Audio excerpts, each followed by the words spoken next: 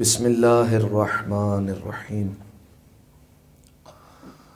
الحمد للہ الذی یخلق ولم یخلق ویرزق ولا یرزق ویطعم ولا یطعم ثم الصلاة والسلام علی عبدک ونبیک وصفیک ورسولک وخیرتک من الخلق ابی القاسم محمد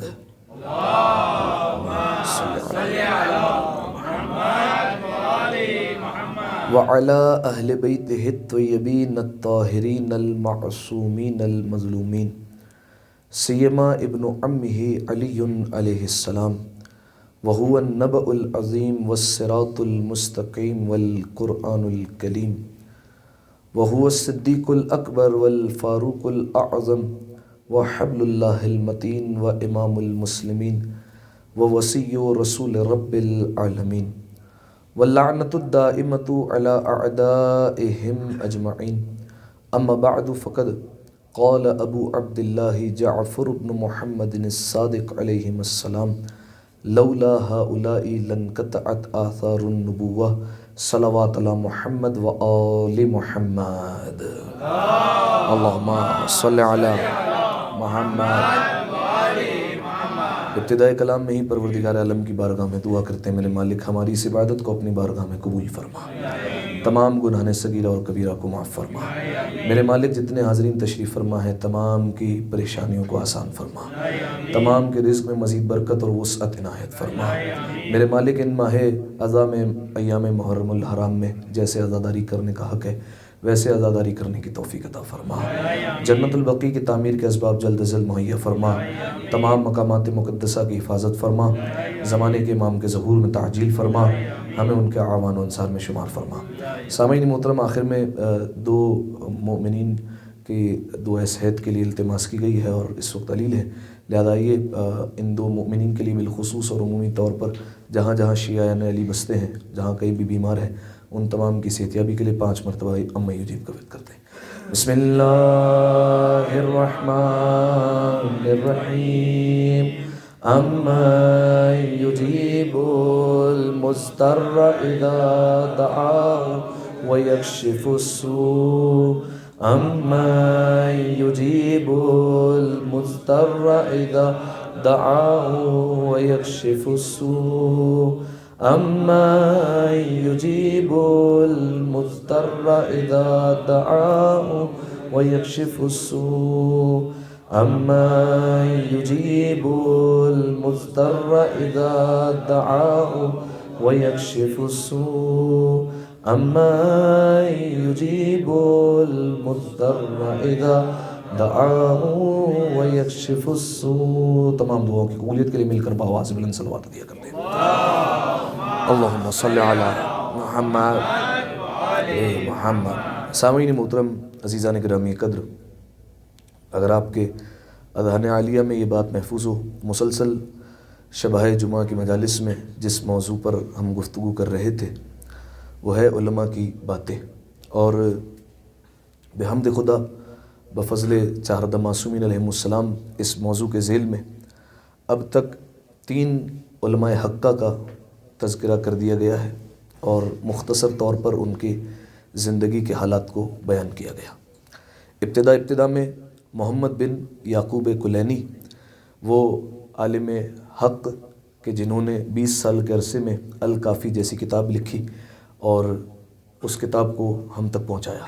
محمد بن یعقوب کلینی کے بعد ہماری گفتگو شیخ صدوق علیہ الرحمہ پر ہوئی، وہ جلیل القدر عالم جو زمانے کے امام کی دعا سے پیدا ہوئے، نہ صرف یہ بلکہ ان کے ایک بھائی جن کا نام حسین صدوق تھا وہ بھی زمانے کے امام کی دعا سے پیدا ہوئے، ان کا تذکرہ ہوا شیخ صدوق کا۔ شیخ صدوق کے بعد جو آخری گفتگو ہوئی تھی ہماری وہ شیخ مفید علیہ الرحمہ پر ہوئی، وہ عالم دین کے زمانے کے امام نے ان کو خطوط لکھے اور انہیں اپنا معتمد کہہ کر پکارا ائمہ علیہ السلام نے۔ آج جس عالم دین پر ہماری گفتگو ہونی ہے ان کا نام ہے سید مرتضیٰ علم الہدیٰ، انتہائی جلیل القدر عالم ہے، اور ان علماء کی زندگی کو بیان جو کیا جا رہا ہے اس کا مقصد آپ کی خدمت میں بیان کیا گیا۔ ایک مقصد تو یہ کہ ان علماء کے احسانات ہمیں یاد رہیں، اور ان کی کاوشیں، ان کی قربانیاں، ان کی محنتیں، ان کی زحمتیں، کس طریقے سے انہوں نے ہم تک روایتیں پہنچائی، کس طریقے سے علم دین کو منتقل کیا، یہ ہمارے اذہان عالیہ میں محفوظ ہونا چاہیے۔ اور اچھی قومیں وہی ہوتی ہے جو احسانات کو یاد کرتی ہے اور احسان کو فراموش نہیں کرتی ہے۔ اور دوسرا مقصد ان علماء کی زندگی کو بیان کرنے کا وہ یہ کہ آپ دیکھتے ہیں کہ مومنین کی زبان پر اکثر شکوہ رہتا ہے اس بات کا کہ قبلہ کیسے ممکن ہے کہ وہ اصحاب کہ جنہوں نے ائمہ علیہ السلام کا دور پایا، ان کی صحبت میں اٹھتے تھے، بیٹھتے تھے، بھلا ان کے جیسا ہم تعلیمات پر کیسے عمل کر سکتے ہیں؟ ان کے جیسا کس طریقے سے جو ہے وہ عمل کیا جا سکتا ہے؟ یہ تو ممکن ہی نہیں ہے۔ ان کے لیے خوش نصیبی کی بات یہ تھی کہ وہ ائمہ علیہ السلام کی صحبت میں ان کے ساتھ اٹھا بیٹھا کرتے تھے۔ بالکل ٹھیک بات ہے کہ ان کو یہ خوش نصیبی حاصل تھی، لیکن اگر ہم غور کریں تو یہ جو علماء جن کا بیان کیا جا رہا ہے، انہوں نے بھی کسی ائمہ علیہ السلام کے زمانے کو درک نہیں کیا، لیکن پھر بھی اگر آپ دیکھیں تو زندگی ایسی گزاری کہ زندگی کو دیکھ کر واہ واہ کہنے کا دل کرتا ہے کہ کتنی شاندار زندگی گزاری اور اہل بیت علیہ السلام کی اطاعت کے مطابق زندگی کو بسر کر دیا۔ لہذا سامعین محترم، اگر ارادہ ہو تو انسان سب کچھ کر سکتا ہے، اور اہل بیت علیہ السلام کی تعلیمات پر رہتے ہوئے آج بھی عمل کیے جا سکتے ہیں۔ تو 3 علماء حقہ کا تذکرہ اب تک ہم کر چکے ہیں، اور آج چوتھے عالم دین کا ہمیں تذکرہ کرنا ہے جن کا نام ہے سید مرتضیٰ علم الہدیٰ۔ حسب طریقہ جو ہمارا طریقہ کار ہے، ابتدا میں ہم کچھ بنیادی معلومات ان کے حوالے سے بیان کرتے ہیں کہ کیا ان کی بنیادی معلومات تھی ان کی زندگی کے اعتبار سے، وہ بیان کرنے کے بعد پھر ان کے علمی کارناموں کی طرف آتے ہیں اور اس کے حوالے سے باتیں کرتے ہیں۔ سید مرتضیٰ علم الہدیٰ، اس اگر نام میں آپ دیکھیں تو ایک لفظ ہے سید، ایک ہے مرتضیٰ، ایک ہے علم الہدیٰ، تینوں ان کے القاب ہیں، تینوں ان کے نام کا حصہ نہیں ہے۔ ان کا نام جو تھا وہ اصل میں تھا علی ابن حسین، ٹھیک ہے، ان کے والد کا نام حسین تھا، ان کا خود کا نام علی تھا، اور اگر پورا نام آپ اگر دیکھیں تو علی ابن حسین ابن موسیٰ ابن ابراہیم، یہ ان کا مکمل نام تھا۔ کمال کی بات یہ ہے کہ والد کی طرف سے بھی سید تھے، والدہ کی طرف سے بھی سید تھے، ٹھیک ہے، اور جیسے ہم کہتے ہیں اصطلاح میں نجیب الطرفین، یعنی والد کی طرف سے بھی سید اور والدہ کی طرف سے بھی سید گھرانہ ان کو ملا تھا۔ والد کی طرف سے یہ 7ویں امام کی نسل سے تھے، اور 7ویں امام کی 5ویں پشت سے ان کا تعلق تھا، ٹھیک ہے، یعنی 5ویں پشت کا کیا مطلب ہے؟ اگر آپ غور کریں تو علی ان کا نام ہو گیا، پھر حسین ان کے والد کا نام، پھر موسیٰ ان کے دادا کا نام، ابراہیم ان کے پردادا کا نام، اور یہ جو ابراہیم تھے یہ 7ویں امام کے بیٹے تھے، ٹھیک ہے، 7ویں امام امام موسیٰ کاظم علیہ السلام۔ اللہم صلی علی محمد۔ اسی لیے 7ویں امام کی ایک کنیت ہے ابو ابراہیم، ٹھیک ہے، تو 5ویں پشت سے ہیں 7ویں امام کے، اور درمیان میں فقط 4 جو ہے وہ واسطے ہیں، 4 پشتوں کا فاصلہ ہے، اور سیدھا سلسلہ نسب مل جاتا ہے 7ویں امام سے جا کر، ٹھیک ہے۔ تو والد کی طرف سے ہے 7ویں امام کی نسل سے، والدہ کی طرف سے، والدہ کا نام تھا فاطمہ بنت حسین، والدہ کی طرف سے چوتھے امام کی نسل سے تھے، تو والد کی طرف سے بھی سید اور والدہ کی طرف سے بھی سید، اسی وجہ سے ان کا لقب پڑ گیا سید، اسی وجہ سے ان کو کہتے ہیں شریف، شریف بھی اسی وجہ سے کہا جاتا ہے۔ ایک اور لقب ذوالمجدین، ذوالمجدین کہتے ہیں، مجد کہتے ہیں جیسے ہم کہتے ہیں قرآن مجید، عرش مجید، مجید کہتے ہیں بزرگ کو، یعنی دونوں طرف جو ان کا خاندان تھا، دونوں طرف بزرگی والا خاندان تھا، ددیال بھی ننیال بھی، اس لیے کہتے ہیں ذوالمجدین، سید بھی اسی لیے کہتے ہیں، شریف بھی اسی لیے کہتے ہیں۔ اچھا، بلکہ ایک اس سے بڑھ کر بات کہوں اور ایک لطیف بات، آج آپ جتنی پرانی تاریخ کی کتب اٹھائیں، جتنی فقہ کی کتابیں اٹھا لیں پرانی، اور جتنی آپ مقتل کی کتابیں اٹھانے چاہیں، آپ کو اس میں اگر کہیں پر بھی لکھا مل جائے سید نے یہ کہا ہے، سید کا یہ نظریہ ہے، تو سید سے مراد سید مرتضیٰ علم الہدیٰ ہے، بس۔ آپ دیکھیے زمانے کے امام سے لے کر اب تک کتنے سادات گزر چکے ہوں گے اور کتنے سید آئے ہوں گے، ٹھیک ہے، لیکن جہاں پر آ جائے سید نے یہ کہا ہے، اس کا مطلب ہے یہ بات 100% ہو رہی ہے سید مرتضیٰ علم الہدیٰ کے مطابق، ٹھیک ہے۔ اسی طریقے سے اگر آ جائے شیخ نے ایسا کہا ہے تو شیخ کا مطلب ہے شیخ طوسی کی بات ہو رہی ہے، ٹھیک ہے۔ تو یہ ان کا جو ہے وہ لقب پڑا سید، شریف اور ذوالمجدین۔ ان کے کنیت ابو القاسم تھی، ان کے مشہور القاب 3 میں نے آپ کی خدمت میں بیان کر دیے، سید، شریف، ذوالمجدین۔ اسی طریقے سے ان کا ایک لقب تھا ابو سمانین، جو تقریر کے آخر میں بیان ہو جائے گا اس کی کیا وجہ تھی۔ ایک لقب تھا علم الہدیٰ اور ایک لقب تھا مرتضیٰ۔ 6 ان کے القاب تھے جو مشہور تھے، اور جس القاب کی مدد سے ان کو ان کے زمانے میں پکارا جاتا ہے، ٹھیک ہے۔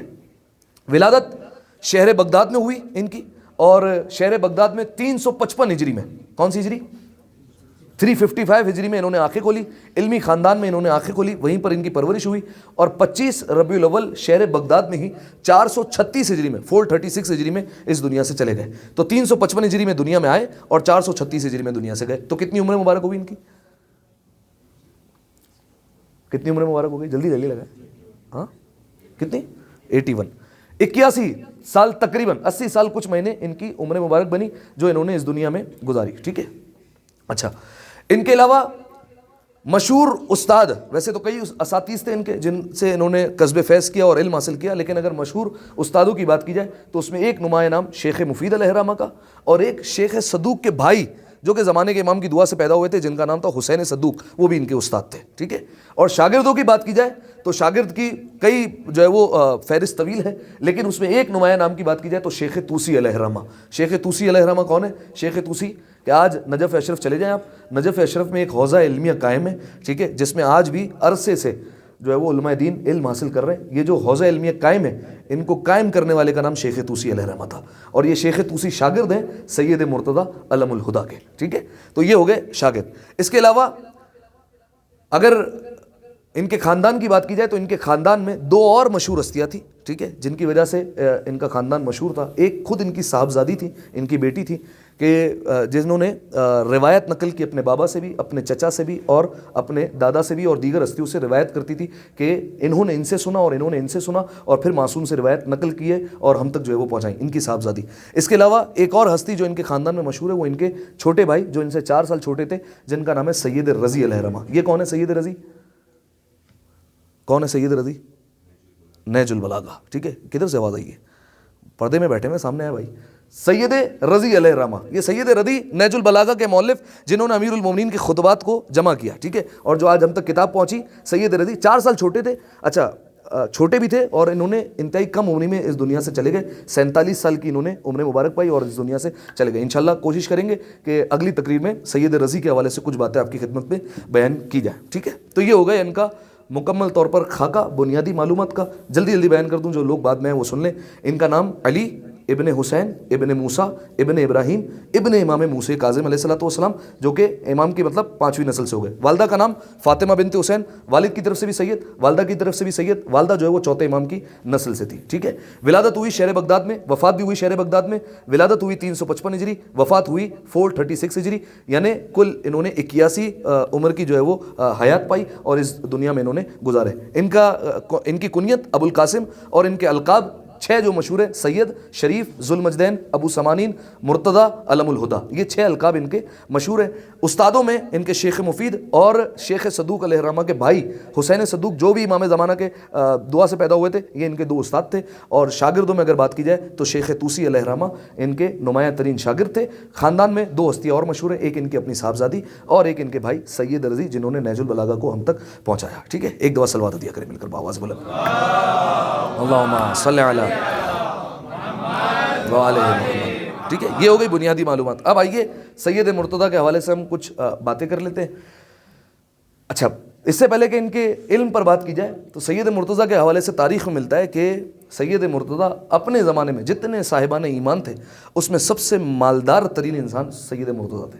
ٹھیک ہے. سب سے ثروت مند، سب سے دولت مند، سب سے مالدار ترین سید مرتضیٰ تھے. اگر صاحبان ایمان کی اس زمانے کی فہرست بنائی جائے کہ کون کون صاحبان ایمان میں مالدار تھا تو سر فہرست جن کا نام آتا تھا وہ سید مرتضیٰ کا تھا. ٹھیک ہے. اس سے یہ شبہ بھی دور ہو جاتا ہے جو لوگوں کے ذہنوں میں رہتا ہے کہ بالفرض جو ہے وہ علماء کو، مجتہدین کو، فقہا کو فقیری کی زندگی گزارنی چاہیے، یا ٹوٹے پھوٹے مکان میں ہی رہنا چاہیے، یا اللہ اگر کوئی نعمت عطا کرے تو بھی خستہ حالی میں رہنا چاہیے. یہ اس کا جواب ہے. ٹھیک ہے. ائمہ معصومین علیہ السلام کی اگر آپ زندگی میں دیکھیں گے تو ابتدا میں آپ کو مفلسی کا دور ملے گا. اس کے بعد امام حسن علیہ السلام نے بھی ثروت مندی میں زندگی گزاری، 6 امام نے بھی، 8ویں امام نے بھی. کئی آپ کو دور ملیں گے جو ثروت مندی میں گزرے، یعنی پروردگار عالم نے جس حال میں رکھا اس حال میں انہوں نے شکر گزاری کے ساتھ زندگی گزاری. تو خیر سید مرتضیٰ ثروت مند تھے، انتہائی دولت مند تھے. اس بات سے اندازہ لگائیں کہ رہتے کہاں تھے. میں نے کہا بغداد میں. ٹھیک ہے. بغداد سے لے کر مکہ تک کتنا فاصلہ ہو گیا؟ بغداد ہے عراق میں اور کہاں؟ مکہ. بغداد سے لے کر مکہ تک جتنے علاقے تھے کوئی ایسا علاقہ نہیں تھا جس میں سید مرتضیٰ کی جائیداد نہ ہو. ٹھیک ہے. کوئی ان کی پراپرٹی نہ ہو، یہ جو ہے وہ ممکن نہیں تھا. یہاں سے لے کر وہاں تک ان کی جو ہے وہ جائیدادی تھی. حج کا قافلہ خود لیڈ کرتے تھے، خود لے کر جاتے تھے، اور جب لے کر جاتے تھے تو جب خرچ کیا کرتے تھے اپنے ہاتھ سے تو تاریخ کہتی ہے 9 ہزار دینار یعنی 9,000 سونے کے سکے فقط فقراء میں جو ہے وہ بانٹ دیا کرتے تھے اور خرچ کر دیا کرتے تھے. ٹھیک ہے. اس کے علاوہ کئی ملکوں میں ان کے کاروباری مراکز اور کئی ملکوں میں ان کے تجارتی قافلے جایا کرتے تھے. اچھا بلکہ ایک اور بات سے آپ جو ہے وہ ان کی ثروت مندی کا اندازہ لگائیں. سید مرتضیٰ کے دور میں خود ساختہ بہت زیادہ مجتہد بننے لگے تھے. یہ اس زمانے کا المیہ تھا. خود ساختہ مجتہد کیا مطلب انہیں مجتہد تھے نہیں، اتنا ان کا علمی پایا تھا نہیں، لیکن بہت سارے مجتہد بن گئے تھے. وہ کیوں؟ وجہ کیا تھی؟ وجہ یہ تھی دو چیزیں جو ہے وہ لوگ بہت زیادہ اپنانے لگے تھے. ایک کو کہتے ہیں قیاس، ایک کو کہتے ہیں استحسان. ٹھیک ہے، دو چیزیں. یہ کسے کہا جاتا ہے؟ قیاس کسے کہتے ہیں؟ یہ قیاس ہمارے یہاں حرام ہے. ٹھیک ہے، خیال کرنے کا کیا مطلب ہے؟ قیاس ہمارے یہاں حرام ہے. صحیح ہے. یہ ابو حنیفہ اور یہ دیگر جتنے لوگ تھے یہ قیاس کر کے فتویٰ دیا کرتے تھے، جبکہ چھٹے امام نے کہا تھا قیاس سے فتویٰ نہیں دیا جا سکتا. قیاس کسے کہتے ہیں؟ ایک مثال دے کر سمجھاتا ہوں تاکہ بات پہنچ جائے آپ تک. قیاس کسے کہتے ہیں؟ بالفرض ایک آپ کے سامنے جو ہے وہ شراب کا گلاس پڑا ہوا ہے اور ایک روح افزا کا گلاس ہے. ٹھیک ہے، روح افزا ہے حلال اور پاک ہے، شراب ہے نجس اور حرام ہے. لیکن بالفرض کسی انسان نے دیکھا کہ شراب لال ہے اور یہ حرام ہے. ٹھیک ہے، تو روح افزا بھی لال ہے تو یہ بھی حرام ہونا چاہیے. تو قیاس کر کے فتویٰ دے دیا، چونکہ یہ لال ہے اور یہ بھی لال ہے، اس وجہ سے جو ہے وہ دونوں حرام کر دی. اس کو کہتے ہیں قیاس، کہ یہاں کا حکم اٹھا کر وہاں پر لگا دینا، یہاں کا حکم اٹھا کر وہاں پر فٹ کر دینا، اس کو کہتے ہیں قیاس کرنا. یہ جو ہے وہ ہمارے یہاں جائز نہیں ہے. تو اس زمانے میں بہت زیادہ قیاس ہونے لگا ایک، اور دوسرا ایک اصطلاح استعمال ہوتی ہے استحسان. استحسان کسے کہتے ہیں؟ استحسان نکلا حسن سے. حسن کہتا ہے جو بات اچھی لگتی تھی اس سے فتویٰ دے دیتے. یعنی اس زمانے میں مشہور ہو گیا تھا کہ پروردگار عالم کا حکم، اب کوئی نبی نہیں ہے، اب کوئی امام نہیں ہے، لہذا جو ہے وہ براہ راست ہم سے رابطہ نہیں ہے، لہذا دل میں جو خیال اچھا ہے نا وہی خدا کا حکم ہے، اسی کے مطابق فتویٰ دے دو. اس کو کہتے ہیں استحسان. ٹھیک ہے، تو لوگ اس زمانے میں قیاس سے بھی بہت زیادہ فتویٰ دینے لگے اور استحسان سے بھی فتویٰ دینے لگے. اس وجہ سے اس زمانے میں خود ساختہ مجتہدین کی تعداد بہت زیادہ بڑھ گئی تھی. تو اب جو اس وقت حکومت تھی وہ تھی بنی عباس کی. تو بنی عباس کی حکومت خوفزدہ ہو گئی کہ اگر بالفرض اتنے سارے خود ساختہ مجتہد بن گئے اور اپنے اپنے مکتبہ فکر انہوں نے بنا لیے تو اسلام تو مٹ ہی جائے گا، اور اگر اسلام مٹ گیا تو ہماری حکومت چلی جائے گی، ہم حکومت کس پر کریں گے. لہذا انہوں نے یہ رول نکالا اور یہ قانون نکالا کہ جتنے مکاتب فکر ہیں وہ اسی صورت میں فتویٰ دیں گے جب ایک بھاری رقم ہمیں پہنچائیں گے. ٹھیک ہے، تب جا کر فتویٰ دے سکتے ہیں، ورنہ فتویٰ نہیں دیں گے. تو 4 مکاتب فکر، حنفی، مالکی، شافعی، حنبلی، ان چاروں نے جو ہے وہ بھاری بھاری رقم ادا کر دی. تو یہ تو جو ہے وہ فتویٰ دے سکتے تھے. سید مرتضیٰ علم الہدا کو پتہ چلا تو انہوں نے کہا کہ یہ بہترین موقع ہے کہ شیعوں کا جو ہے وہ خون بھی جو ہے وہ بچ جائے گا، ان کو بے گناہ قتل بھی نہیں کیا جائے گا، اور فقہ جعفریہ حکومتی سطح پر ایک جو ہے وہ مکتب فکر مانا جائے گا، اس کو تسلیم کر لیں گے سب. لہذا انہوں نے جا کر حاکم سے بات کی تو حاکم نے جان بوجھ کر، ٹھیک ہے، کیونکہ شیعہ تھے اس وجہ سے جان بوجھ کر بھاری رقم مانگی. 1 لاکھ دینار، 1 لاکھ سونے کے سکے لاؤ. ٹھیک ہے، اتنی مقدار میں سونا لاؤ گے تو پھر جو ہے وہ ہم تمہارے مکتب کو جو ہے وہ قابل قبول سمجھیں گے اور تم فتویٰ دے سکتے ہو. تو سید مرتضیٰ علم الہدا نے اس وقت تمام مومنین سے کہا کہ 80,000 دینار اس میں سے میں دیتا ہوں اور باقی 20,000 دینار تم تمام مومنین مل کر جمع کر لو اور حکومت کو جمع کر دیتے ہیں، تاکہ جو ہے وہ فقہ جعفریہ ایک باقاعدہ طور پر حکومتی لیول پر بھی ایک مکتب فکر مانا جائے. 80,000 دینار آ گئے لیکن 20,000 دینار جمع نہیں ہوئے. ٹھیک ہے، اب وہ کیوں جمع نہیں ہوئے وہ نہیں پتا. اب وہ علماء نے وجہ بیان نہیں کی، اب جو ہے وہ مفلسی کا دور تھا یا مومنین نے جو ہے وہ دیے نہیں، وہ جو ہے وہ ایک علیحدہ موضوع ہے. لیکن جو ہے وہ خیر سید مرتضیٰ یعنی ثروت مندی کی بات کر رہا ہوں کہ انہوں نے 80,000 دینار اس وقت بھی جو ہے وہ نکالنے کے لیے آمد ہوئے کہ میں جو ہے وہ دینے کے لیے تیار ہوں. ٹھیک ہے، تو خیر یہ ہو گئی ان کی ثروت مندی کی بات کہ اپنے زمانے میں صاحبان ایمان میں سب سے زیادہ ثروت مند ہے. اب آئیے مالدار ہونے کے ساتھ ساتھ ان کا زہد، ان کا علم، ان کا فضل اپنے مقام پر جو ہے وہ باقی تھا. ایک دفعہ صلوات عطیہ کریں مل کر بآواز بلند، اللہم صلی علی بابا. اس سے پہلے کہ واقعات بیان کروں 2-3 باتیں سن لیجئے ان کے علمی قد کے حوالے سے، ان علمی قامت کے حوالے سے. دیکھیے یاد رکھیے تعریف ہمیشہ وہی ہوتی ہے جو آپ کا غیر کرے. ٹھیک ہے، جو غیر کرے نا اسی کو جو ہے وہ اصل میں تعریف کہا جاتا ہے، اسی کو جو ہے وہ حقیقت میں جو ہے وہ مدح سرائی کہتے ہیں. اہل سنت کے علماء اس زمانے میں کہا کرتے تھے کہ اگر کوئی ہمیں کہے کہ سچی قسم کھاؤ، شرعی قسم کھاؤ کہ سید مرتضیٰ عرب سے زیادہ عربی جانتے ہیں، اہل عرب سے زیادہ عربی ان کو آتی ہے، تو ہم قسم کھانے میں جھجک محسوس نہیں کریں گے، ہم قسم کھا لیں گے کہ یہ عرب سے زیادہ عربی یہ جانتا ہے سید مرتضیٰ. ٹھیک ہے، دوسری بات ان کی کتابوں کا جو ہے وہ اہل سنت علماء بھی انتظار کرتے تھے کہ کب ان کی کتابیں آئیں اور کب جو ہے وہ پڑھے. اگر کتاب آتی تھی تو فصاحت و بلاغت کے قصیدے گائے جایا کرتے تھے. ٹھیک ہے، آپ اس بات سے اندازہ لگائیں ہمارے ایک عالم گزرے ہیں خواجہ نصیر الدین طوسی. ٹھیک ہے، بہت بڑے عالم ہیں اور عالم تشیع کا بہت بڑا نام ہے. بلکہ اس سے بڑھ کر جو ہے وہ علماء کا دعویٰ آپ کو نہیں ملے گا ان کے بارے میں، وہ یہ کہ غیبت صغریٰ سے لے کر آج تک کسی نے اتنے شیعہ نہیں کیے جتنے خواجہ نصیر الدین طوسی نے کیے. جتنے لوگوں کو یہ راہ حق پر لے کر آئے اتنے کسی نے جو ہے وہ شیعہ نہیں کیے. تو خواجہ نصیر الدین طوسی اتنا جو ہے وہ بڑا علمی مقام ان کے بارے میں کہ جب وہ درس میں بیٹھتے تھے اور درس پڑھاتے تھے اور جب نام آ جاتا تھا سید مرتضیٰ کا تو سید مرتضیٰ کے نام کے بعد ایک لقب کا اضافہ کرتے تھے، صلوات اللہ علیہ، خدا کا ان پر درود و سلام ہو. ٹھیک ہے، تو طالب علم بڑا حیرت سے دیکھتے تھے. وہ کہتے تھے کہ یہ قابل ہے کہ ان پر جو ہے وہ درود اور رحمت پروردگار عالم کے ہوں، کیونکہ ایسی شخصیت آج تک ہمارے جو ہے وہ شیعہ علماء میں نہیں گزری ہے. ٹھیک ہے، سید مرتضیٰ کے بارے میں کہا کرتے تھے. اس کے علاوہ ایک اور علمی بات، جزیرہ خضرہ، اگر آپ کو یاد ہو پہلی تقریر میں ہم نے اس کا تذکرہ کیا تھا. جزیرہ خضرہ وہ آئلینڈ یا وہ جزیرہ جہاں پر آج بھی زمانے کے امام کے بیٹوں کی یا نواسوں کی حکومت قائم ہے آج بھی. ٹھیک ہے, میں نے آپ کی خدمت میں بیان کیا تھا, یہ پورا ایک الگ باب ہے کہ زمانے کے امام کا ازدواج ہوا اور جو ہے وہ آج بھی ان کے بیٹے نواسے موجود ہیں. جزیرہ خضرہ میں آج بھی ان کی حکومت قائم ہے. ٹھیک ہے, اور جب علماء نے, کچھ علماء گئے وہاں پر جزیرہ خضرہ میں, جب انہیں توفیق ہوئی, جب وہاں پر پہنچے تو کہا کہ 5 علماء ایسے تھے کہ جن کا ہم نے وہاں پر نام دیکھا اور وہاں پر ہم نے ہر حلقے میں وہاں پر ان کا نام پایا 5 علماء کا. وہ کون کون تھے؟ فرمایا محمد بن یعقوب کلینی, شیخ صدوق, شیخ توسی, سید نجم الدین ہلی اور 5واں نام سید مرتضی علم الہدا. کہ یہ 5 نام وہ تھے کہ جزیرہ خضرہ میں زمانے کے امام کی حکومت میں بھی ان کا نام لیا جاتا تھا اور ان کے تذکرے ہوا کرتے تھے وہاں پر. ٹھیک ہے, اس سے بڑھ کر جو ہے وہ علمی بات نہیں ہو سکتی. ایک دفعہ صلوات عطیہ کریں مل کر بآواز بلند, اللہم صلی علی محمد. اب آئیے ان کے کچھ واقعات. سب سے پہلے ابتداً واقعہ میں نے اشارہ کیا تھا, اس کو دوبارہ بیان کر دوں کیونکہ ان کا تذکرہ ہو رہا ہے. وہ یہ کہ ان کی تعلیم کا آغاز کیسے ہوا اور کس طریقے سے جو ہے وہ بات آگے بڑھی. وہ دراصل شیخ مفید علیہ الرحمہ کا ایک خواب تھا. صحیح ہے, شیخ مفید ایک بہت بڑا نام عالم تشیع میں, جن کو زمانے کے امام معتمدی سکتی یعنی میرا بھروسے مند کہہ کر پکارتے ہیں. شیخ مفید نے خواب دیکھا, اور وہ خواب کیا دیکھا کہ وہ اپنی مسجد میں بیٹھے ہوئے ہیں اور درس پڑھا رہے ہیں, اور اتنے میں ایک خاتون آئی برقع پوش, اور وہ اپنے ساتھ 2 بچوں کو لے کر آئی. ٹھیک ہے, جب خواب کے عالم میں انہوں نے غور کیا تو معلوم ہوا کہ یہ سیدہ کونین ہے, شہزادی کونین ہے, اور وہ اپنے ساتھ امام حسن اور امام حسین کو ہاتھ پکڑ کر لے کر آئی. ٹھیک ہے, بچپنے کا عالم ہے, اور آ کر انہوں نے کہا ایھا الشیخ علمہم الفقہ, اے شیخ ان دونوں بچوں کو فقہ کی تعلیم دو. صحیح ہے, جب یہ کہا تو پھر شیخ مفید کی جب آنکھ کھلی تو گھبرا گئے بہت زیادہ, اور کہا کہ اتنی بڑی بات, معصوم جو ہے وہ خواب میں آئے تو خواب جو ہے وہ ہمیشہ حجت ہوا کرتا ہے. ٹھیک ہے, کوئی نہ کوئی پیغام ہوا کرتا ہے. کہا اس کا مطلب یہ کہ شہزادی اتنی بڑی بات کری, حسن اور حسین کو پڑھاؤ, اس کا مطلب مجھ سے کوئی غلطی ہوئی ہے. انہوں نے عہد کیا کہ آج کے بعد میں جو ہے وہ درس نہیں دوں گا, درس نہیں پڑھاؤں گا. غالباً 3 دن تک جو ہے وہ بخار کے عالم میں رہے اور جو ہے وہ سمجھ نہیں سکے اور روتے رہے گھر میں بیٹھ کے کہ مجھ سے کوئی بڑی غلطی ہوئی. اس کے بعد انہوں نے دیکھا, جب مسجد میں آئے تو انہوں نے دیکھا کہ ایک خاتون جو ہے وہ 2 بچوں کو لے کر آ رہی ہے. تو کسی نے آ کر کہا شیخ مفید سے کہ ایک جو ہے وہ جلیل القدر شیعہ ہیں, ان کی زوجہ آ رہی ہیں آپ سے ملنے کے لیے, ملاقات کرنے کے لیے, اور دونوں بچوں کو ساتھ لا رہی ہے. تو استقبال کے لیے اٹھے, ان کو بٹھایا تو دیکھا کہ وہی خواب میں جو منظر دیکھا تھا وہی بالکل منظر تھا, ویسے ہی برقع پوش خاتون آ رہی ہے اور 2 بچوں کو لا رہی ہے. تو یہ جو خاتون تھی یہ کون تھی؟ یہی سید مرتضیٰ کی والدہ فاطمہ بنت حسین جو 4تھے امام کی نسل سے اپنے ساتھ 2 بچوں کو لا رہی ہیں. دونوں بچے کون ہیں؟ ایک ہے سید مرتضیٰ اور ایک ہے سید رضی. ٹھیک ہے, دونوں کو لے کر آ رہی ہے اور وہی جملے کہے جو شہزادی نے خواب میں کہتے ایھا الشیخ علمہم الفقہ, اے شیخ ان دونوں بچوں کو فقہ کی تعلیم دو. ٹھیک ہے, اب سمجھ گئے کہ شہزادی کونین نے خواب میں سفارش کی ہے اور جو ہے وہ حقیقت میں منظر بھی دیکھ لیا, لہذا اب جو ہے وہ انہیں خصوصی توجہ دینی پڑے گی, اور دونوں بچوں پر انہوں نے خصوصی توجہ دی. اور آپ دیکھیے ایک جو ہے وہ بنا سید رضی جنہوں نے نہج البلاغہ پہنچائی, جس نہج البلاغہ کتاب کا لقب ہے اخو القرآن, قرآن کا بھائی کہا جاتا ہے جیسے نہج البلاغہ کو. ٹھیک ہے, اور دوسرے سید مرتضیٰ جن کا لقب پڑا علم الہدا. صحیح ہے, اچھا علم الہدا اس کے پیچھے بھی ایک پوری داستان ہے. یہ علم الہدا لقب کیسے پڑا؟ علم الہدا کا مطلب کیا ہے؟ علم الہدا کا مطلب ہے ہدایت کا پرچم. ٹھیک ہے, اتنا بڑا لقب کسی عالم کو ملنا, یہ لقب جو ہے وہ معصومین علیہ السلام کے لیے استعمال ہو تو بات سمجھ میں بھی آئے. علم الہدا ہدایت کا پرچم سید کے لیے, یہ جو ہے وہ لقب ان کو کیسے ملا؟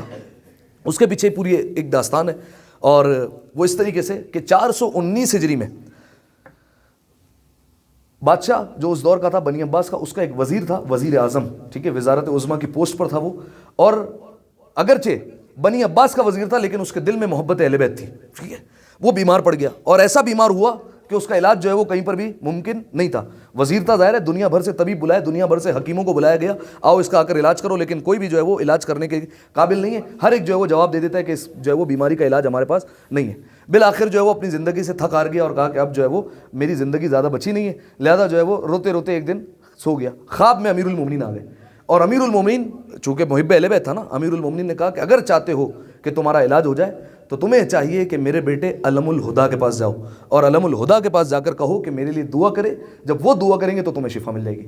تو انہوں نے کہا کہ میں تو اس زمانے کا وزیر ہوں, مجھے نہیں پتا کہ علم الہدا کون ہے, کون سا عالم ہے, مجھے تو نہیں پتا یہ کس کا لقب ہے. تو کہا یہ میرے بیٹے سید مرتضیٰ کا لقب ہے, علم الہدا ہدایت کا پرچم. تو جو ہے وہ بڑی حیرت ہوئی لقب پر, اور پھر جو ہے وہ اس وزیر نے خط لکھا سید مرتضیٰ کو.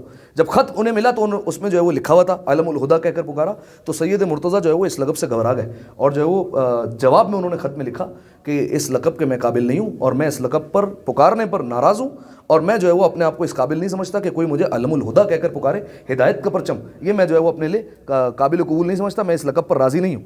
تو پھر انہوں نے جب یہ خط روانہ کیا تو پھر اس وزیر نے جو ہے وہ دوبارہ خط میں یہ لکھ کر بتایا کہ میں نے ایسا ایسا خواب دیکھا اور امیر المومنین نے آپ کو جو ہے وہ علم الہدا کہہ کر پکارا ہے، ٹھیک ہے۔ تو یہ جو ہے وہ کوئی معمولی بات نہیں ہے، امیر المومنین جسے علم الہدا کہے۔ تو پھر جو ہے وہ یہ لقب اس زمانے میں رائج کیسے ہوا؟ جب وہ وزیر ٹھیک ہوا ان کی دعا سے، اور پھر وہ جب لوٹ کر اپنے دربار میں گیا تو بادشاہ نے کہا کہ تمہاری اتنی بڑی بیماری اور اتنا جلدی علاج ہو گیا، یہ کیسے ممکن ہوا؟ تو انہوں نے پورا واقعہ سنایا اور پورا خواب سنایا۔ تو اس بادشاہ نے جو ہے وہ حکم دیا کہ آج کے بعد سید مرتضیٰ کو اس زمانے میں سب کے سب علم الہدا کہہ کر پکاریں گے، یعنی ہدایت کا پرچم، اس لقب سے ان کو پکارا جائے گا، ٹھیک ہے۔ اب آپ علمی قد کا اندازہ لگا رہے ہیں۔ اہل سنت ان کی کتابوں کا انتظار کریں۔ اہل سنت کہیں کہ اگر ہمیں کوئی قسم کھانے کا کہے تو ہم قسم کھا لیں گے کہ یہ اہل عرب سے زیادہ عربی زبان جانتا ہے۔ جزیرہ خضرا میں 5 علماء کے نام، اس میں ایک نام سید مرتضیٰ علم الہدا کا۔ سیدہ کونین خواب کے عالم میں آئے اور شیخ مفید سے سفارش کریں کہ میرے اس بیٹے کو جو ہے وہ فقہ کی تعلیم دو، اس بیٹے کو پڑھاؤ، اور امیر المومنین علم الہدا کہہ کر پکارے، ٹھیک ہے۔ ایک دفعہ صلوات عطیہ کریں مل کر بآواز بلند، اللہم صلی علی محمد محمد، ٹھیک ہے۔ اب جو ہے وہ 2-3 جو ہے وہ باتیں سن لیں اور بات جو ہے وہ تمام کرتے ہیں۔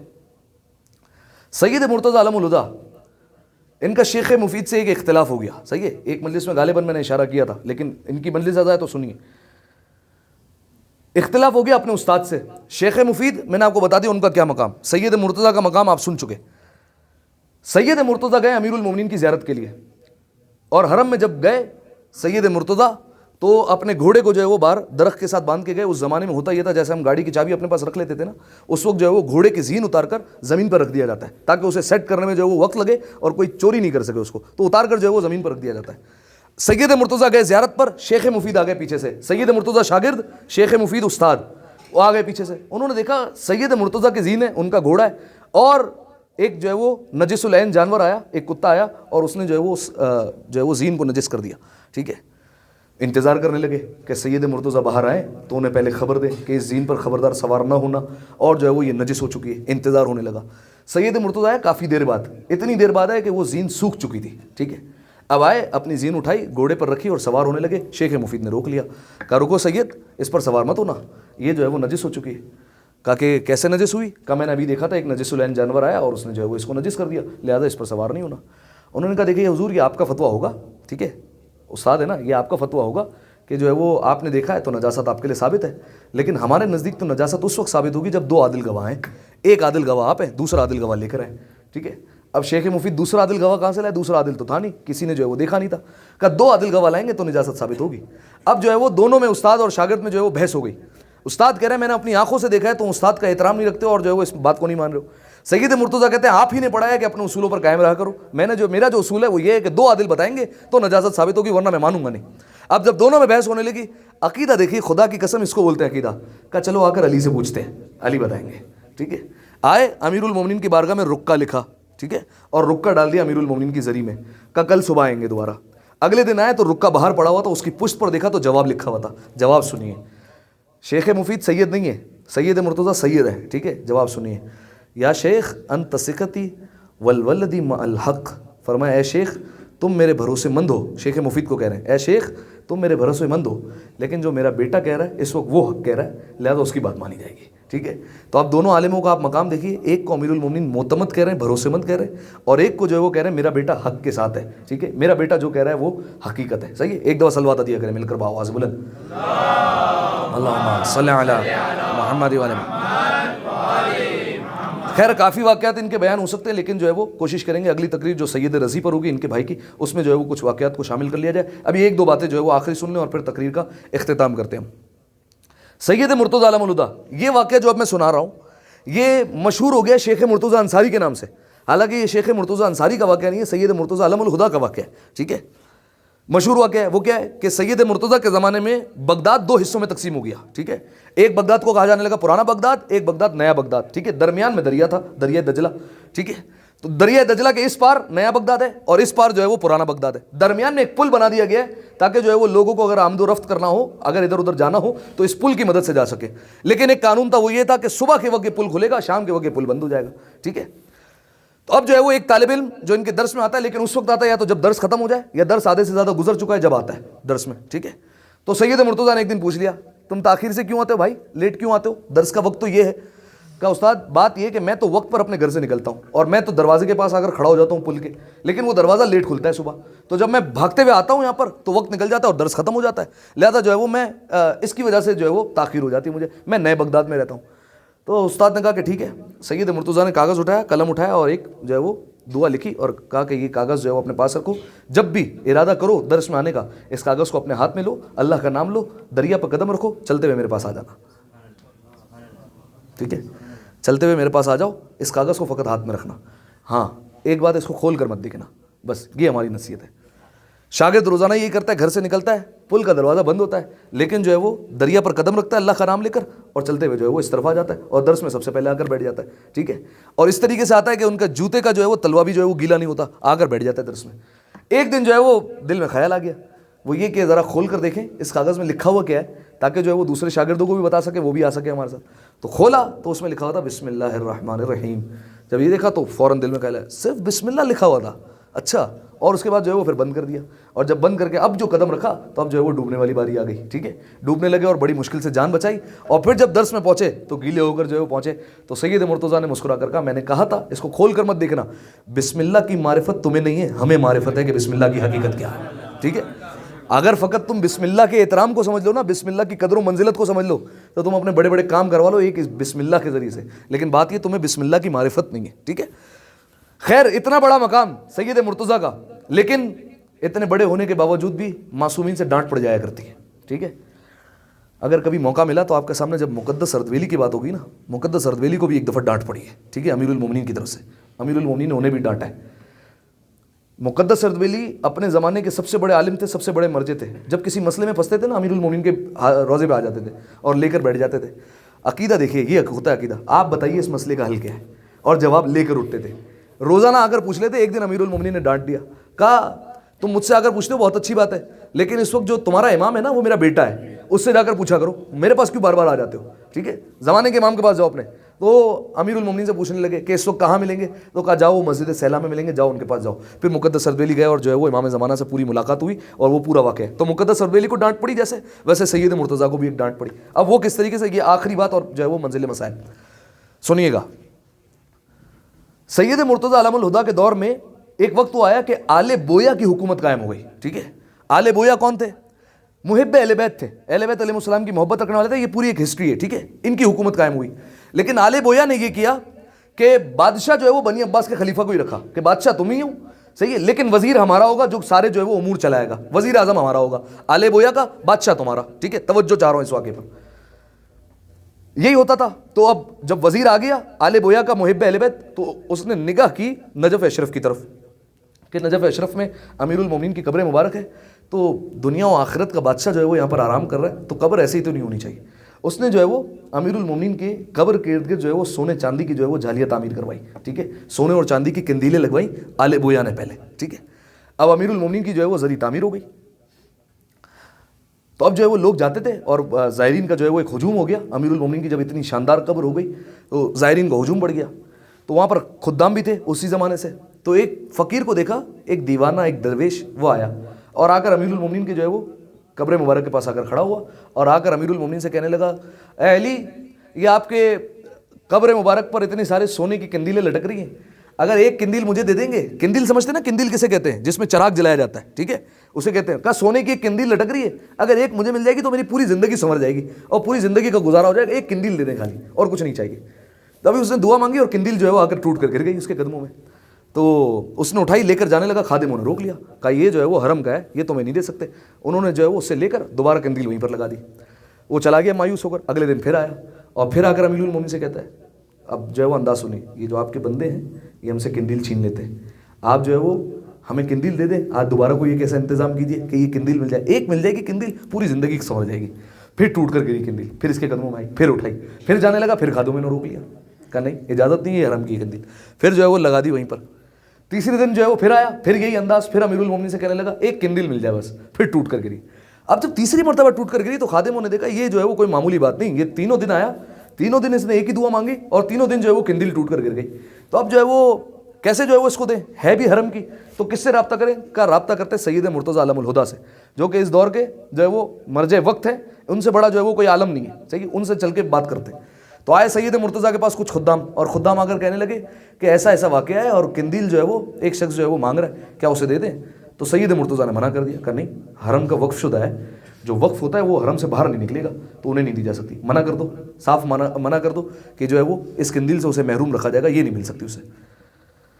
واپس جا کر قندیل لگا دیا، اب منع کر دیا۔ اب میں نے کہا نا ڈانٹ پڑ سکتی ہے کبھی بھی۔ سید مرتضیٰ سوئے اور خواب میں آ گئی شہزادی کونین۔ اب شہزادی کونین میں نے آپ کو بتایا ماں کی طرف سے بھی سید، باپ کی طرف سے بھی سید، ٹھیک ہے، تو ہیں تو آپس میں محرم، اور ایک ماں کی حیثیت سے شہزادی کونین نے ڈانٹ دیا۔ اور شہزادی کونین نے کہا دیکھو ہر قوم میں ہمارا کوئی نہ کوئی دیوانہ ہوتا ہے، کوئی نہ کوئی درویش ہوتا ہے، کوئی نہ کوئی فقیر ہوتا ہے، جب وہ ہمارے دروازے پر مانگنے آتا ہے نا، ہم اسے خالی نہیں لوٹاتے، وہ ہماری چیزیں 3 دن ہم نے اشارہ دیا کہ وہ قندیل اسی کی ہے، تم نے واپس حرم میں لگوا دی، اب جاؤ، ہم اس وقت تک تم سے راضی نہیں ہوں گے جب تک تم اس فقیر کو راضی بھی نہیں کرتے اور اسے قندیل بھی دو اور اس کو راضی بھی کرو، تب جا کر ہم تم سے راضی ہوں گے، ورنہ ہم تم سے ناراض ہیں، ٹھیک ہے۔ سید مرتضیٰ نے یہ سنا تو بڑا گھبراتے ہوئے اٹھے، اور جو ہے وہ ماتھے پر پسینہ، شہزادی کونین کی ناراضگی کون مول لے گا؟ اور وہ سید فقیر جو حرم کے باہر سو رہا تھا، اس کے خواب میں بھی شہزادی کونین آئی، اور شہزادی کونین نے کہا کہ ہم نے سید کو پیغام دے دیا ہے، وہ آئیں گے تمہارے پاس، تمہیں قندیل بھی ملے گی اور وہ تمہیں راضی بھی کرے گا۔ راضی اس وقت تک نہیں ہونا جب تک اپنے من کی چیز نہیں مانگو، جو دل چاہے وہ مانگنا اور پھر جو ہے وہ راضی ہونا، اس سے پہلے راضی نہیں ہونا، ٹھیک ہے۔ کہا ٹھیک ہے۔ سید مرتضیٰ ڈھونڈتے پھرتے آئے، وہ دیکھا فقیر بیٹھا ہوا ہے کونے میں، آ گئے اس کے پاس، کہا حضور غلطی ہو گئی اور یہ قندیل آپ کو جو ہے وہ میں دلوا دیتا ہوں اور آپ جو ہے وہ مجھ سے راضی ہو جائیں۔ فقیر کا جملہ سنیے، کہا ڈانٹ پڑی پھر آئے آپ میرے پاس؟ کہا کہ ہاں ڈانٹ تو پڑی ہے لیکن اب ہم چاہتے ہیں راضی ہو جائیں آپ۔ تو کہا کہ راضی ایسے تو نہیں ہوں گے۔ کہا کس طریقے سے راضی ہوں گے؟ کہا ایک تو قندیل دلوائے سونے کی، کہا دوسرا، کہا مجھے پتہ ہے آپ اس زمانے کے ثروت مند ترین ہیں، دولت مند ہیں، بالفرض جو ہے وہ اتنے دینار اور اتنے سونے کے سکے اگر حوالے کریں گے تو راضی ہوں گا، ورنہ راضی نہیں ہوں گا۔ اب سید مرتضیٰ نے دیکھا کہ بات جو ہے وہ شہزادی کونین کی جو ہے وہ مرضی پر جو ہے وہ رکی ہوئی ہے، لہذا جو مانگتا ہے اسے دے دو۔ اپنے خادم کو حکم دیا جتنا یہ کہے اتنا مال جو ہے وہ میرے مال میں سے اسے نکال کر دے دیا جائے، کیونکہ شہزادی کونین کی رضا رکی ہوئی ہے اس کی رضا کے اوپر، ٹھیک ہے، یہ راضی ہوگا تو شہزادی کونین راضی ہوں گی، ٹھیک ہے۔ یہ ہے سید مرتضیٰ علم الہدیٰ، صحیح ہے۔ بات تمام ہوئی ان کے حوالے سے۔ ذوالمجدین دونوں طرف کا خاندان بزرگ خاندان، سید، ماں کی طرف سے بھی سید، باپ کی طرف سے بھی سید، شریف بھی اسی وجہ سے کہا جاتا ہے۔ پھر ایک لقب علم الہدیٰ جو میں نے آپ کی خدمت میں بیان کر دیا، ایک آخری لقب ان کا ہے ابو سمانین، ٹھیک ہے۔ یہ کیوں کہا جاتا ہے یہ سن لیں، سمانین کہتے ہیں عربی زبان میں 80 کو، ٹھیک ہے، 80۔ یہ کیوں کہا جاتا ہے؟ اس کی وجہ یہ کہ ایک تاریخ کے مطابق انہوں نے 80,000 کتابیں یاد کی ہوئی تھی، ٹھیک ہے، 80,000 کتابیں ان کے سینے میں محفوظ تھی جو ان کو یاد تھی، صحیح ہے، جو انہوں نے پڑھ پڑھ کے اپنے شاگردوں کو سنائی، جو ان کے جو ہے وہ سینے میں محفوظ تھی۔ ایک دوسری وجہ یہ کہ جب یہ دنیا سے گئے تو ہر چیز 80 چھوڑی انہوں نے، مکان 80، غلام 80، کنیز 80، جائیدادیں 80، سواریاں 80، سب چیزیں 80 چھوڑی، اس وجہ سے ان کا لقب پڑ گیا ابو سمانین، ٹھیک ہے، 80 والے، صحیح ہے، یہ ان کا جو ہے وہ لقب پڑا۔ جب انتقال ہوا 25 ربیع الاول 436 ہجری کو دنیا سے گئے، اور ابتدا میں انہیں اپنے ہی گھر میں دفن کیا گیا، اور اس کے بعد کچھ عرصے بعد یہاں سے ان کے جسد مبارک کو منتقل کیا 7ویں امام کے روضے میں، 7ویں امام کے وہاں پر جو ہے وہ آج بھی لوگ زیارت پر جاتے ہیں، تو ایک جگہ منسوب ہے کہ یہ جو ہے وہ سید رضی ہے، مختلف اقوال ہے، سید رضی اور سید مرتضیٰ مختلف اقوال ہیں، تو کہا وہاں دفن کیا گیا، اور ایک قول کے مطابق جو کہ کافی علماء مانتے ہیں وہ یہ کہ وہاں سے بھی کچھ عرصے بعد ان کے جسد کو نکالا گیا اور کربلا منتقل کیا گیا، اور کربلا میں جہاں ان کے والد اور ان کے بھائی سید رضی کی قبر ہے وہیں ان کو دفن کیا گیا، ٹھیک ہے۔ تو یہ جو ہے وہ ایک تاریخ ہے جو ملتی ہے ہمیں کہ گھر میں دفن کیا گیا، پھر وہاں سے 7ویں امام کی قبر کے پاس، اور پھر وہاں سے جو ہے وہ ان کے جسد مبارک کو قبر سید الشہداء کے نزدیک جو ہے وہ منتقل کر دیا گیا، اور وہاں پر جو ہے وہ ان کو دفن کیا گیا، ٹھیک ہے۔ ایک دفعہ صلوات دیا کریں مل کر بآواز بلند، اللہم صلی علی محمد وآل محمد۔ بس سامعین محترم، امام کے ایک گویا کہہ لیجیے غلام کا تذکرہ ہوا، تو آئیے مصیبت کے جملے میں ایک کنیز کا تذکرہ کرتے ہیں۔ اگر آپ کو نام محفوظ ہے، ایک کنیز گزری ہے ائمہ علیہ السلام کی، امام حسین علیہ السلام کی، جس کا نام تھا شیرین، ٹھیک ہے، نام سنا ہے آپ نے؟ یہ دراصل جناب شہربانو کے ساتھ آئی تھی، ٹھیک ہے، جناب شہربانو کے ساتھ آئی، امام حسین علیہ السلام نے جناب شہربانو سے عقد کر لیا، لیکن جو یہ شہزادی تھی شیرین، ان کی عمر مبارک اس وقت کم تھی، تو بچپنے میں جناب زینب نے انہیں پردہ کرنا سکھایا، جناب ام کلثوم نے قرآن پڑھنا سکھایا، شہزادیوں کے گھر میں قرآن سیکھا، پردہ سیکھا۔ امام حسین علیہ السلام کی محبت دل میں کوٹ کوٹ کے بھری ہوئی تھی شیرین کے دل میں۔ ایک وقت آیا امام حسین علیہ السلام نے ان کا عقد کر دیا اور ان کو رخصت کرنا چاہا. بہت روئی کہ امام حسین علیہ السلام سے میں جدا نہیں ہونا چاہتی، بہت روئی. آپ سوچئے اگر ایک زائر جاتا ہے کربلا، قبر چھوڑنا مشکل ہو جاتا ہے حسین کی، یہ تو امام حسین علیہ السلام کا وجود مبارک تھا، کتنا مشکل ہوگا امام حسین کو چھوڑنا. تو بہت روئی. آخر میں جاتے جاتے امام حسین علیہ السلام سے کہنے لگی میں چلی جاتی ہوں مولا، لیکن ایک وعدہ کر لیجیے. امام حسین نے کہا کیا وعدہ ہے؟ کہا وعدہ کیجئے کہ آپ ایک مرتبہ میرے گھر مہمان ضرور بنیں گے، میرے گھر ضرور آئیں گے آپ. امام حسین علیہ السلام نے نگاہوں کو جھکایا، سوچنے کے بعد کہتے شیرین وعدہ رہا، حسین تیرے گھر پہ ضرور مہمان بنے گا. شیرین جاتے جاتے پھر مڑی اور کہنے لگی مولا ایک اور وعدہ چاہیے. کہا کہو. کہا اکیلے نہیں آئیں گے، ساتھ میں عباس بھی آئے گا، علی اکبر بھی آئے گا، ساتھ میں علی اصغر کو بھی لائیں گے، ساتھ میں شہزادی زینب اور ام کلثوم بھی آئیں گی، سب شہزادی آئیں گی، تب جا کر میں یہاں سے جاؤں گی. امام حسین علیہ السلام نے سر کو جھکایا اور کہا وعدہ رہا، ہم پورے اہل و عیال کے ساتھ تیرے گھر پر ملنے کے لیے آئیں گے، لیکن ایک جملہ کہا شیرین جب آئیں گے تو پہچان لینا، پہچاننے سے انکار مت کرنا. کہا مولا یہ کیسے ہو سکتا ہے، بھلا آپ میرے گھر میں آئیں اور میں نہ پہچانوں، یہ کیسے ہو سکتا ہے؟ اس کے بعد امام حسین علیہ السلام نے کہا شیرین ہماری ایک وصیت ہے. کہا کہو. مولا کہیے، حکم کیجئے کیا وصیت ہے؟ کہا ہمیشہ قیدیوں کا خیال رکھنا، قیدیوں کے ساتھ ہمیشہ اچھا سلوک رکھنا. کہا جی مولا آپ کی وصیت یاد رہے گی، جہاں قیدی نظر آئیں گے شیرین کا وعدہ رہا ان کا خیال رکھے گی. کہا ٹھیک ہے شیرین. اس کے بعد امام حسین علیہ السلام نے بنی ہاشم کی تمام عورتوں سے کہا اے بنی ہاشم کی مستورات، اے بنی ہاشم کی پاکیزہ خواتین، اب شیرین کو ودا کرو اور تحفے تحائف دو. ساری بیویاں آتی تھی شیرین کو کچھ نہ کچھ تحفہ دیتی تھی، لیکن ایک جملہ کہوں، سب نے تحفہ دیا، لیکن عجیب بات یہ تھی ہر بیوی نے شیرین کو ایک ایک چادر ضرور دی. ساری بیویاں چادر ضرور دیا کرتی تھی. شیرین نے امام حسین علیہ السلام سے کہا مولا میں اتنی چادروں کا کیا کروں گی؟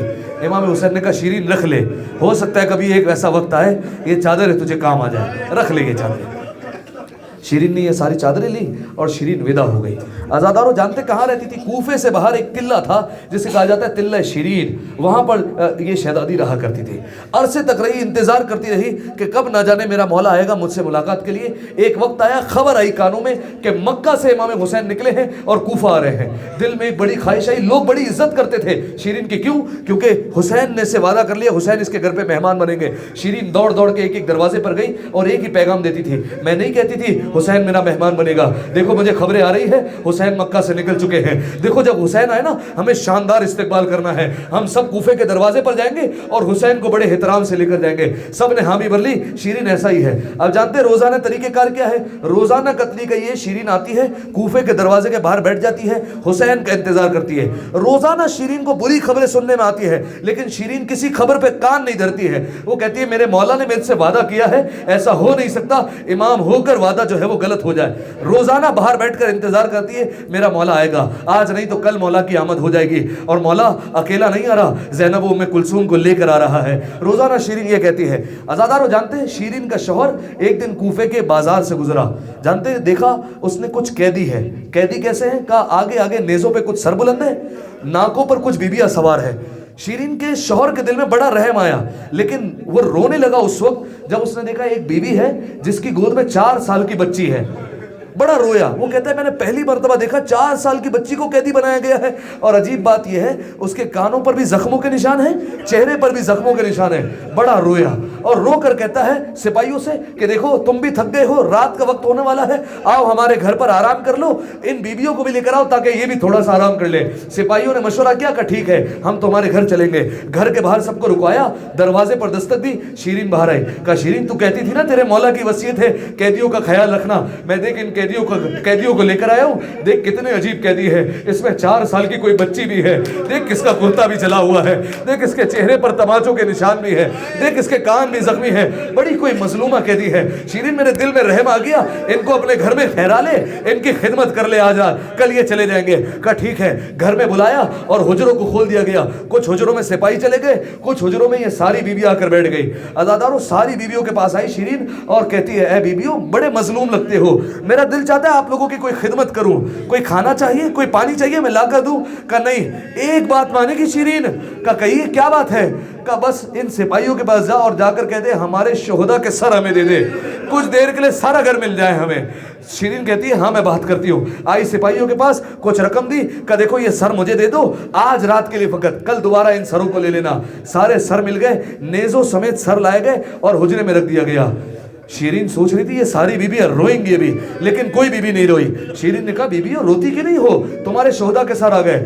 کہا کیسے روئے شیرین، جب بھی روتے ہیں اس بچی کو کوئی تماچے مارتا ہے، کوئی تازیانے مارتا ہے، ہمیں رونے نہیں دیا جاتا ہے شیرین، ہم رو نہیں سکتے۔ شیرین کو جلال آیا، خبردار میرا گھر ہے، جیسے رونے چاہو نا ویسے گریہ کر لو، کوئی تمہیں نہیں روکے گا۔ کہا شیرین بس ہم آہستہ آہستہ رو لیتے ہیں۔ ہاں کہا جیسے چاہو ویسے گریہ کرو۔ کہا شیرین لیکن ہم پہلے نام لیں گے پھر گریہ کریں گے۔ کہا تمہیں نام لینے کی بھی اجازت ہے۔ عزادارو، ایک بی بی نے ایک مرتبہ بلند آواز سے کہا واہ حسینہ۔ جیسے یہ نام آیا شیرین کا دل تڑپ گیا۔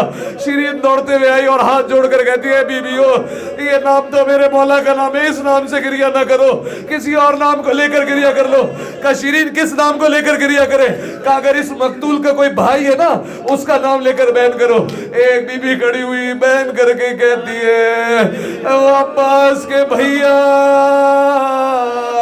او عباس کے غریب بھیا۔ بس یہ سننا تھا۔ شیرین پھر آئی اور کہتی ہے عجیب اتفاق ہے، ان کے بھائی کا نام بھی وہی ہے جو میرے مولا کے بھائی کا نام ہے، اگر ان کا کوئی بیٹا ہے نا وہ نام لے لو۔ ایک بی بی کھڑی ہوئی کہا وہ علی اکبر کے بابا۔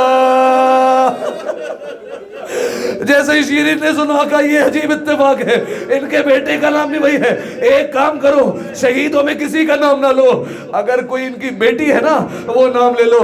ایک بی بی کھڑی ہوئی کہا او سکینہ کے پیاسے بابا، او سکینہ کے غریب بابا۔ بس یہ نام آنا تھا۔ کہا یہ تو میرے مولا کی بیٹی کا نام ہے، اگر ان کی بہن کا نام ہے تو بہن ہے، ان کا نام لے کر گریہ کرو۔ عزادارو اب کوئی بی بی نہ اٹھی، جناب زینب خود اپنے مقام سے اٹھی اور جناب زینب نے کہا بھیا زینب اجڑ گئی ہے، زینب کے غریب بابا، زینب کے غریب بھیا، پیاسے بھیا، زینب کا سلام قبول کرو۔ بس عزادارو اب یہ سننا تھا۔ شیرین سے برداشت نہ ہوا، آ کر قدموں میں گر گئی، ہاتھوں کو جوڑ کر کہتی ہے بی بی یہ سارے نام مدینہ والے نام ہیں، بی بی یہ سارے نام میں جانتی ہوں، بی بی آپ کون ہیں؟ اس بی بی نے کہا شیرین بھیا نے کہا تھا ہمیں پہچان لے گی، شیرین تو نے وعدہ کیا تھا پہچان لوں گی لیکن تو نے نہیں پہچانا۔ یہ کہہ کر بی بی نے بالوں کو ہٹایا، شیرین مجھے پہچان، میں تیری آقا زادی زینب کبریٰ۔ شیرین لرز گئی، بی بی آپ نے پردہ سکھایا، آپ نے قرآن سکھایا، بی بی آج میرے سر پر رضا ہے، آپ کے سر پر رضا نہیں۔ آئی امام حسین کے سر کے پاس، ہاتھوں کو جوڑ کر کہتی ہے اے والی بڑے اچھے موقع پر آئے، بڑی اچھی مہمان نوازی کا موقع دی۔